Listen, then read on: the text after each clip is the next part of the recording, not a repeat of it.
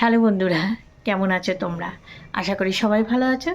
আমাদের পরিবারে আমরা সবাই ভালো আছি কী করে বলবো, ছেলেটার লেগেছে প্রচণ্ড পরিমাণে ঠান্ডা আর প্রচুর কাশি। যখন এত ঠান্ডা গেল তখন ঠান্ডাটা অত লাগেনি, এখন কিন্তু একটু বেশ গরম গরম ভাব, প্রচণ্ড ঠান্ডা লেগেছে। আর কাশিতে না পুরো বুকের পাশর ঠাসর সব ব্যথা, বলে ওমা আমার এই সাইড ফাইডগুলো ব্যথা। তা আনলাম যে ঠিক আছে, ওই একটুখানি গালগুলি করতে গরম জল দিচ্ছি, মোটে করবে না। তারপরে একটু চা করে দিলে মোটে চা খেতে চায় না, একদমই চা খেতে চায় না। করোনার সময় আমি ওকে জোর করে করে সেই যখন করোনা দেশে এখনও আছে, শুনি তো এখনও আছে, সেই তখন আমি অনেক জোর করে করে ওকে একটু চা করে দিতাম, কিছুতেই খেতে চাইতো না। তা আজকেও কতবার জোর করলাম, খাবে না। ভাবছি একটু গোলমরিচ, তারপরে মিশ্রি, তেজপাতা এইসব দিয়ে চা করে দিলে কিন্তু ভালো হয়। না খেলে কাকে করে দেবো বলো? ছোটো থাকলে নাহলে ঝিনুকে খাইয়ে দিতাম, কিন্তু বড় ওকে কি করে খাওয়াবো? ওই কী করে বলো তো, দাও দাও করবে, আমি যে রেগে যাই বলবো কি দাও দাও, দেবো, এবার যে কটা বিস্কুট দিই বিস্কুট কটা ভিজিয়ে খেয়ে চাটা ফেলে দেবে। এত বড় ছেলে এই করে। তা আমার বাবুর হয়েছে, পাশের বাড়ির কাকিমাও বলে কি না গো বৌমা, এখন সবার ঘরে ঘরে, ওনারও আজকে প্রায় 5-6 দিন ধরে জ্বর, আর বললো বৌমা জ্বরের থেকে কাশিটা বেশি।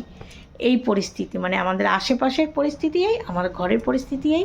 জানি না তোমরা কেমন আছো ক্যামেরার ওই পারে। যাই হোক, একটু কথা বললাম, পরিস্থিতিটা বললাম কি কন্ডিশন। হ্যাঁ, আজকে তোমাদের কিন্তু একটা বেশ খাট্টা, বুঝতেই পারছো, সামনে তো গরম আসছে, আর গরম শীত 12 মাসে আমার ছেলে খাওয়ার শেষ পাতে একটু টক জাতীয় কিছু দরকার হয়। তা ভাবলাম একটু টক জাতীয় একটা রেসিপি তোমাদের শেয়ার করি। এখন মার্কেটে মোটামুটি পাওয়া যায়, এনে বানিয়ে নাও। আর সামনেই গরম আসছে, একটু খাবারের শেষে বা গরম না আসলেও ডালের পাতে একটু নিয়ে খেলে কিন্তু দারুণ লাগবে। চলো রেসিপিটা দেখো আর বাড়িতে ঝটপট করে ফেলো রেসিপিটা। আর হ্যাঁ হ্যাঁ, তোমরা কিন্তু অবশ্যই ভিডিওটা লাইক দিয়ে। কী গো বন্ধুরা, চিনতে পারছে এগুলো কি? দেখো, বড় বড় 3টে পাকা চালতা, একদম পাকা চালতা। এবার এখন তো মার্কেটে পাওয়া যায় না, চালতার সিজন না। তা সেই চালতা এনেছে, ভাবলাম একটু আচার বানাই। তা চালতাগুলো দেখো খোসা ছাড়িয়ে কিভাবে কেটে নিয়েছি, দেখো কেটে না আমি হলুদ আর নুন জলে ভিজিয়ে রেখেছি কষটা ওঠার জন্য। আর কি বলো তো, এই চালতাগুলো কাটতে কিন্তু খুব কষ্ট, কেননা পাকা চালতা তো। এইবার আমি প্রেশার কুকারে নুন হলুদ দিয়ে সামান্য একটু বয়েল করে নিয়েছি, বেশি না কিন্তু। এইবার দেখো, বেশ বয়েল করার পর চাইলে নোড়া দিয়েও থ্যাতো করে নিতে পারো, আবার এইরকম হাত দিয়েও এইরকম করে ডলে নিতে পারো, কিন্তু একদম গালাবে না। দেখো আমি হাত দিয়ে টেনে টেনে কিন্তু করছি।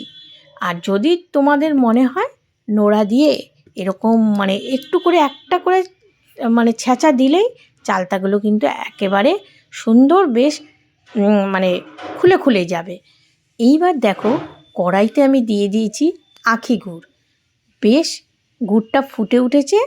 ওই যে চালতাগুলো প্রেশার কুকারে সেদ্ধ করেছি, হাত দিয়ে বেশ এরকম এরকম করে ডলে দিয়েছি, এইবার এর মধ্যে দিয়ে দিলাম। দেখো বেশ ভালো করে গুড়ের মধ্যে নেড়ে চেড়ে দেবো, বুঝলে তো? আর আঁচটা কিন্তু কমিয়ে দেবে, কেননা কোনো কারণে গুড়ের মধ্যে কোনো কিছু দিলে নিচে লেগে যাওয়ার ভয় থাকে। তাই একটু আস্তে ধীরে করে, প্রথমে একটু বেশি জোরে আঁচটা দেবে আগুনের তাপটা, পরে আস্তে আস্তে করে কমিয়ে দেবে, কেননা জলটা তো শুকিয়ে যাবে। এবার এই দেখো, এখনও নেড়ে যাচ্ছে আর জল কিন্তু দেখা যাচ্ছে, দেখেছো কালারটা আস্তে আস্তে কেমন হয়ে গেছে দেখো। অনেকে না ফুড কালার দেয়, রেড কালার দিয়ে চালতাগুলোকে রেড করে দেয়, ওই ভালো লাগে না। এইবার আমি দেখো কড়াইতে তেল, 5 ফোড়ন আর শুকনো লঙ্কা দিয়ে দিয়েছি। এইবার এইগুলো আমি কি করব বলো তো, এই যে দেখো চালতার মধ্যে কিন্তু আর জল দেখতে পাচ্ছ, খুন্তি দিয়ে নাড়াচাড়া করছি, চালতার মধ্যে কিন্তু কোনো জল নেই। এটা কিন্তু একটু মিষ্টি আচার, বুঝেছো, মিষ্টি টক টক ভাব। এবার এর মধ্যে দিয়ে আবার নেড়ে চেড়ে নেব 5 ফোড়ন আর শুকনো লঙ্কা আর তেল। আমি কিন্তু এখানে সর্ষের তেল দিয়েছি, আচার জাতীয় কোনো কিছুর মধ্যে সর্ষের তেলটা দিলে বেশ ভালো লাগে। এক হাত দিয়ে নাড়ছি তো কড়াইটা কেমন দেখো নড়ে নড়ে যাচ্ছে। এইভাবে আচার বানালে না কি দারুণ লাগে, মানে মনে কি স্কুলে সেই যে টিফিনে আলু কাবলির কাছে ওলার কাছে ছুটে যেতাম সেই গন্ধটা চলে আসে। আর এই দেখো দিয়ে দিলাম একটু ভাজা মশলা, ধনে জিরে শুকনো লঙ্কা আন্দাজ মতো দিয়ে দিলাম। আর সর্দি জ্বরের মুখে রুচি না থাকলে চালতার এই আচারটা ঝটপট বানিয়ে খেয়ে দেখো, দারুণ লাগবে। আমার রেসিপিটা ভালো লাগলে লাইক শেয়ার কমেন্ট করো।